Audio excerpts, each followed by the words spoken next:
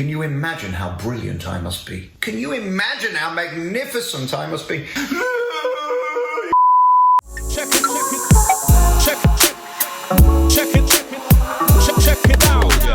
Something incredibly sad and tragic has happened, guys. One of the nicest people on YouTube, and when I say nice, I mean in the sense that Hitler was nice to his tailor, has been banned from YouTube for 2 weeks after getting 2 strikes on his channel for making quote-unquote hateful and derogatory content. Now, if you don't know who I'm talking about, think of a ginger version of Robert De Niro in Cape Fear, a man who allegedly is to stalking what weed is to Snoop Dogg before the Super Bowl. To say this guy is obsessive would be like saying Gemma Collins is partial to a bacon sarnie or two. The type of guy who will phone his mate and say, "Enjoy that glass of Ribena, did you? That top really suits you, by the way." Despite not seeing him for 6 months, before his mate notices a breath condensation mark on his window as a shadowy figure slinks off into the darkness. Anyways, the person in question has made a video in response to his temporary ban, in which he went off on a deranged rant about how famous he is and how he should be allowed to mercilessly troll people. So what I thought we'd do today is take a look at a video by a completely different person who is in no way related to anything I've just said, because I don't want to be sued by a man who enjoys threatening people with court more than a COVID-infected Novak Djokovic speaking to an unvaccinated 80-year-old tennis player, fam. So without further ado, let's take a look at this video, which definitely isn't about the person I was referring to just a second ago. And remember, lawyers at YouTube, fair use laws apply. Check it out.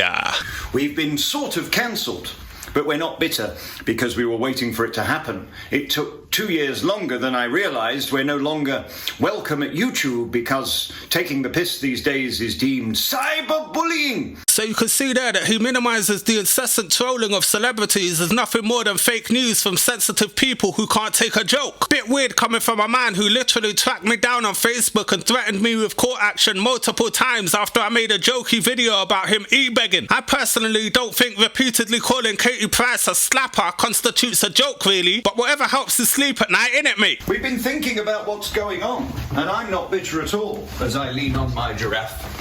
We've had an amazing time over the 2 years that we've been doing The Voice of Reason, and when you think of all the things I've said, many of them deliberately were not in fashion.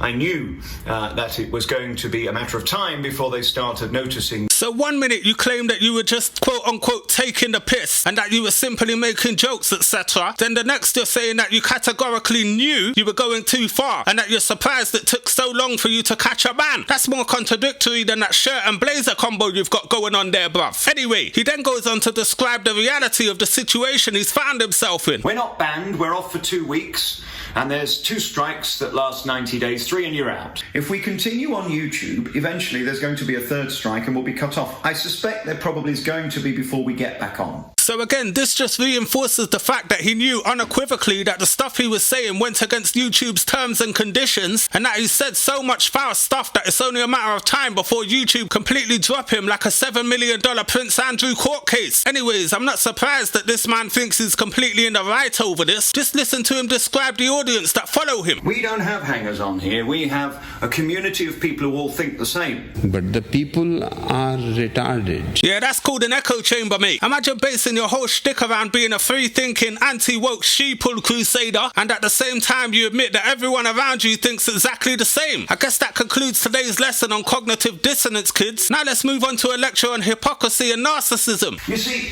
when I started this, I just thought, we'll have a laugh. And then every day, the same people used to watch to be offended. And it was extraordinary to know that every day there are people who wanted to hate me and have me closed down who are in fact the biggest fans. They're called trolls. Trolls? Is this guy serious? His channel is literally a Beethoven's magnus opus of hateful trolling. This guy is a bigger troll than Shrek after a fat munch, fam. This guy spends more time trolling than a 2008 teenager playing COD on Xbox Live, and he wants to talk about his quote-unquote haters being trolls. Just look at his channel. It's more hateful than an episode of Loose Women, fam. Anyways, with all that in mind, let's go back to our lecture on hypocrisy and narcissism. If you choose to put your jelly wobblers in the public domain, I have a right to comment on it. Fair game. Bit weird coming from a man who personally had one of my videos removed on grounds of defamation after I made a critique on a video he uploaded into the quote-unquote public domain. Anyways, kids, why don't we now move on to the narcissism section of our lecture? Check it out. Listen, What they've done to Joe Rogan is what they've done to Jimmy Carr is what they're trying to do to me. They made me a star. I'm not going to apologise to anybody for anything because I stand by every word I've said and I will fall on my sword if necessary. But you can't keep a good man down. What a joke! Did this failed local radio DJ just compare himself to Jimmy Carr, Joe Rogan, fam? Did he really just say that people have made him a quote-unquote star? Did he just call himself a quote-unquote good man, despite having one of the most hateful, bile-filled, incessantly derogatory YouTube channels of all time? And that, ladies and gentlemen, is why you don't do hard drugs. This guy is more delusional than Molly May Hague, imagining that she got to where she did due to hard work, and not because she let Tyson Fury's little bro smash through her clunge on a reality show. Mad thing. Anyways, speaking of delusional people, listen to this man try to convince himself using reverse psychology and repetition that the prospect of him losing his channel on the biggest video sharing platform in history isn't bothering him in the slightest and that he isn't bitter about it all. We've been thinking about what's going on, and I'm not bitter at all. I'm not bitter and angry. But we're not bitter because we were waiting for it to happen. What a load of bollocks. You ever heard anything like it? Emotional, damn it! Well, I think it's quite clear that this man isn't bitter in the same way that Jeffrey Dahmer wasn't partial to a bit of rump steak from a dubious source. I trust what this man says about as much as I trust Harold Shipman to administer my COVID vaccination, mate. Anyways, you'll remember that I spoke about this man's history of e-begging and how he had one of my videos taken down for criticising him for it. He used to claim that he'd had all of his stuff stolen and that he was running out of money. And I made a video proving how much money he earned from YouTube, and he had that video taken down for quote-unquote defamation. Well, ironically, due to his rampant narcissism, he couldn't help boasting about how much money he'd made from his trolling and hateful antics, which kind of casts doubt on his so-called defamation claims, doesn't it? We are grateful to YouTube. If it wasn't for YouTube, I wouldn't have met you.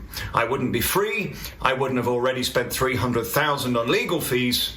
And when I win and sue them all, money also I have from YouTube to sue every single one of the liars, I'll be able to buy this house with it. Look at this. You see, money makes the world go round. And YouTube are very interesting, still profiting from my material that made them very rich. I know what I earned. And my God, they earned a lot more than I did. I've got now enough money to sue every single one of the liars. They made me a star and bought me this house and paid for me to get justice. I think we're winning. You are made of stupid. Anyways, after watching all of that absolute narcissistic, delusional, whiny bollocks, I've had to syringe both of my ears with Calpol and bathe my eyeballs in a solution of piss and iodine, and I still feel as dirty as a bedsheet in a brothel. But still, it's so tragic what's happened to the Ginger Whinger, and I'm sure the vast majority of the people who's allegedly hassled are absolutely in bits about it. Man's desperately clinging on to the hope that he won't be marginalised into insignificance by his horrendous behaviour that is making desperate pleas to his followers to sign up to what appears to be another shameless grift, in much the same manner as those hate preachers who have come before him. People such as Katie Hopkins, Tommy Robinson, and his best mate, fellow racially insensitive redhead, Jim Davidson. Couldn't have happened to a nastier chap, mate. But anyway, if you've enjoyed today's video, please don't hesitate to click that like button and subscribe to the channel if you want to see more videos like this one. And don't forget to click that bell icon and turn all notifications on. And finally, I just want to thank everybody who's supported me on Patreon. And if you'd like to join that, the link is in the description box below. So yeah, once again, thank you all for watching, and I'll see you next time. And